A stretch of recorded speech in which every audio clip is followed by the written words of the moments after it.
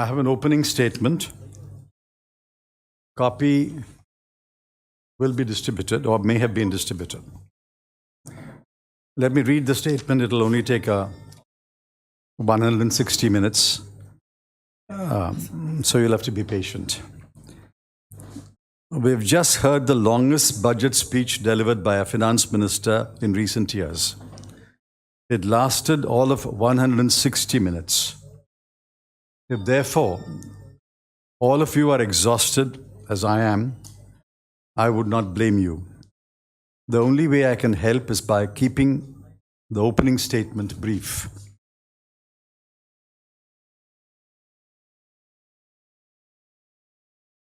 I am at a loss to understand what was the message intended to be conveyed by Budget 2020-21.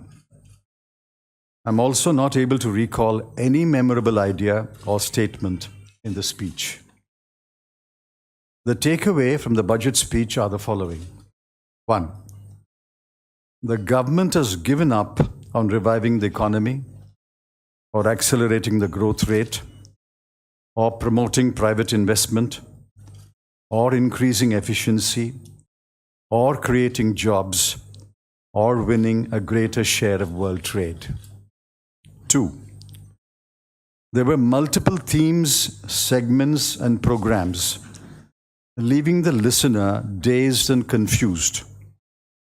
It was a laundry list of old, that is, current programs. I'm pretty certain that even the most loyal BJP MP or supporter cannot latch on to any idea or statement in the budget speech and take it to the people.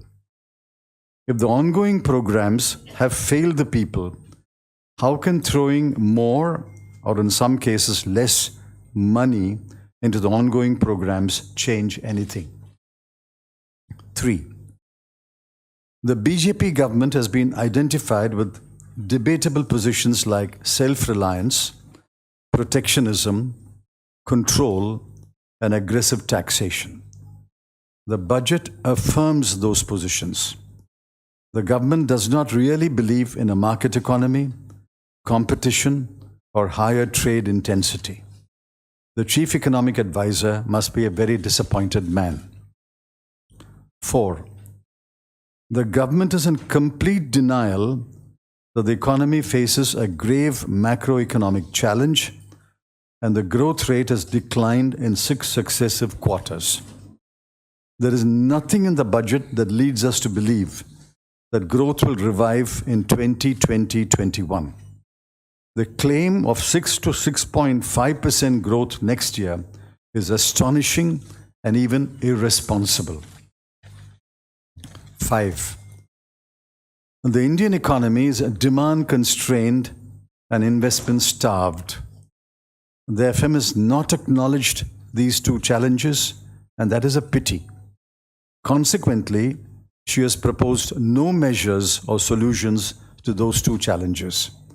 If the twin challenges remain, the economy will not turn around and there will be no relief to the millions of poor and the middle class.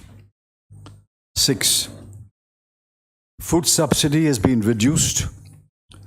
Fertilizer subsidy has been reduced. The petroleum subsidy has been marginally increased because of anticipated increase in oil prices. It appears that the people will not get any relief on the price front. Please remember that CPI inflation is over 7% and food inflation is over 10%. 7.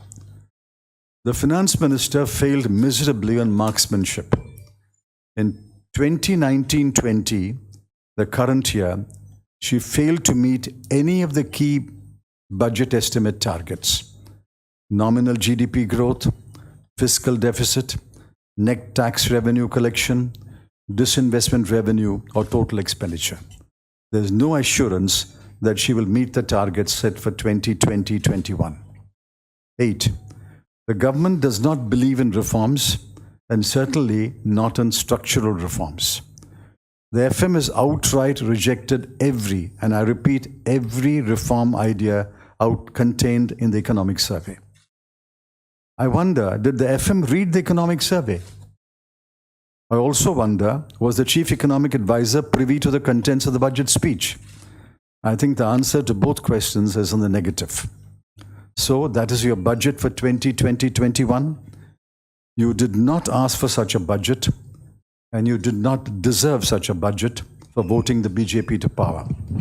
But you have to live with it until the government is forced to revise it, as it did in 2019.